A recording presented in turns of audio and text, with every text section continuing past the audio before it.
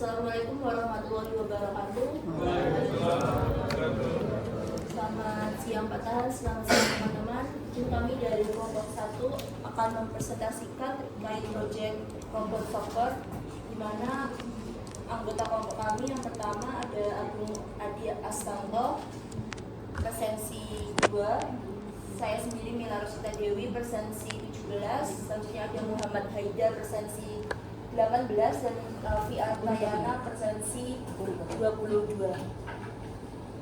Yang pertama masuk langsung ke penjelasan robot soccer, di mana pada proyek ini robot soccer dikembangkan sebagai implementasi dari sistem kendali real time berbasis komunikasi Bluetooth atau web, di mana pergerakan robot tidak ditentukan oleh sensor lingkungan, tetapi oleh perintah pengguna melalui tombol pada aplikasi smartphone. Nah, pada proyek ini menekankan bagaimana sistem menerima input secara langsung dari pengguna, juga memproses perintah secara real time dan mengeksekusi aksi motorik tanpa delay yang signifikan. Jadi hal ini merepresentasikan konsep dasar dari sistem real time, di mana respon cepat terhadap input eksternal dalam waktu yang terbatas.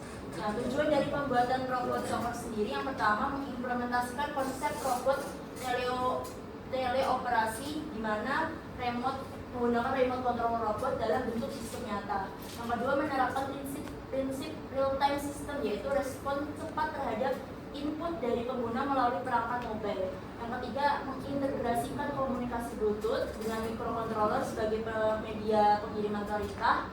Yang keempat, ada mengendalikan pergerakan robot secara manual melalui tombol.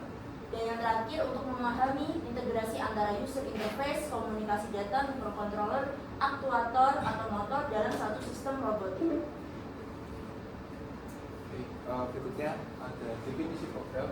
Jadi sistem ini itu merupakan program perangkat lunak yang mengendalikan robot berbasis microcontroller ESP32, yang sistem ini memanfaatkan jaringan WiFi independen atau menggunakan access point yang menyajikan antar muka pengguna melalui server web internal, dan menggunakan protokol WebSocket untuk menerima perintah kendali motor secara real time. Dari jaringannya sendiri, di sini kita menggunakan dengan mode access point, SSID dengan nama robot RCK1, kata sandinya 198, dengan alamat IP standar 192.168.4.1 dengan port server yaitu 80 karena kita menggunakan HTTP, dan port 81 untuk WebSocket itu sendiri. Baik, untuk ke arsitektur sistem sendiri, di sini yang pertama ialah user itu sendiri dapat menggunakan handphone atau web interface, dan mungkin kedepannya dapat menggunakan controller lain seperti stick atau semakannya, dan menggunakan Bluetooth atau web connection, serta dengan microcontroller berupa Arduino dan juga ESP32, lalu menggunakan motor driver yang menggerakkan motor DC dan juga penggerakan robot soccer itu sendiri.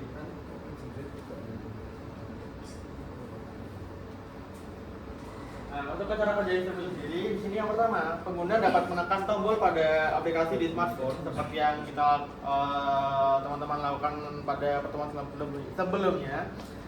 Semisal robot bergerak maju, mundur, kiri dan kanan, dan juga perintah ini dikirimkan melalui Bluetooth atau koneksi web ke dalam microcontroller itu sendiri.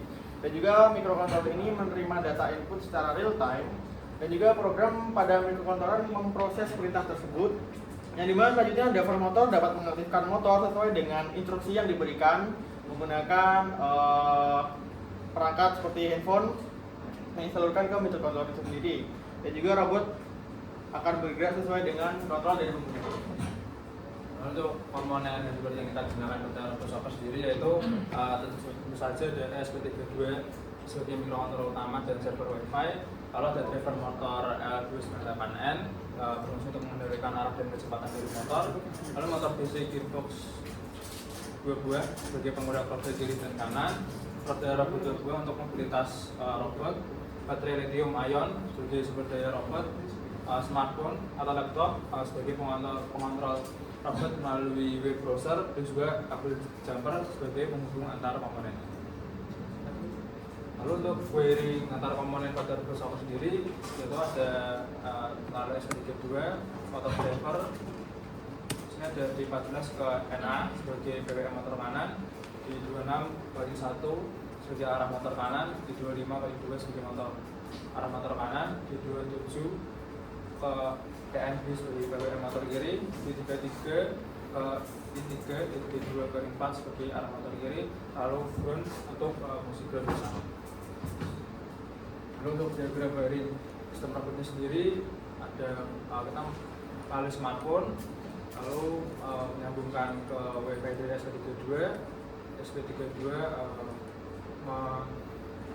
menyambungkan ke pin-pin tersebut, lalu ke motor driver, akan mengirim info ke motor kiri dan motor kanan. Lalu untuk pada hardware-nya dari baterai ke motor driver dan juga SP32 lalu ke DC motor. Oke, berikut adalah flowchart sederhana dari sistem robot software yang kita buat. Dimana yang pertama tentu saja mulai, kemudian inisialisasi pin, kemudian menyalakan hotspot WiFi, lalu mengaktifkan web server dari ESP tersebut, kemudian menghubungkan ke perangkat antara ESP dan juga smartphone kita. Jika ini ada percabangan, jika terhubung maka akan lanjut, jika tidak akan menghubungkan ulang. Jika terhubung maka kita bisa melakukan input melalui remote, yaitu dari smartphone kita sendiri. Lalu di sini ada beberapa percabangan untuk gerak dari robot itu, apakah maju, mundur, belok kanan atau belok kiri. Jika keempatnya ini tidak, maka yang paling terakhir itu ada berhenti, kemudian selesai. Selanjutnya ada software program yang kita gunakan. Kemudian sini definisi dari pin dan juga variabel kecepatan. Di sini kita menggunakan pin 14, 26, 25, kemudian 27, 33 dan 32. Untuk kecepatannya sendiri kita menggunakan nilai 200. Lalu di sini ada variabel memori dan inisialisasi objek server. Di sini kita membuat beberapa variabel dengan dikobolean apakah true atau false.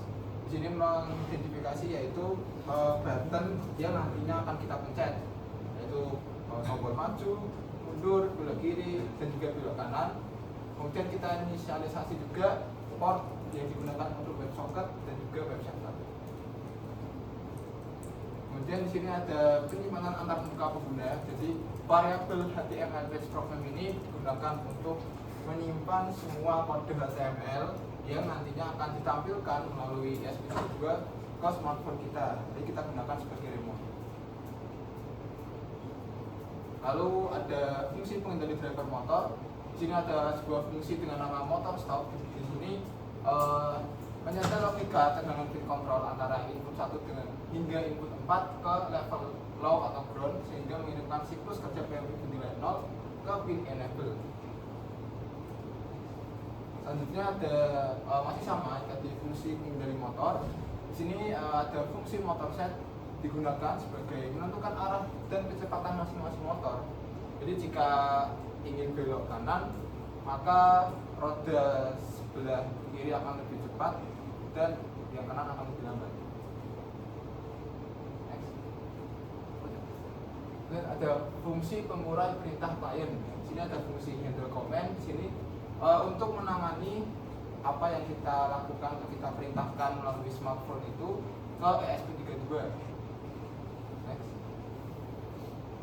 Lalu di sini juga menggunakan if else, apakah robot itu akan bergerak atau berhenti, dan menghitung kecepatan putar lambat sebesar 55% dari nilai PWM saat ini.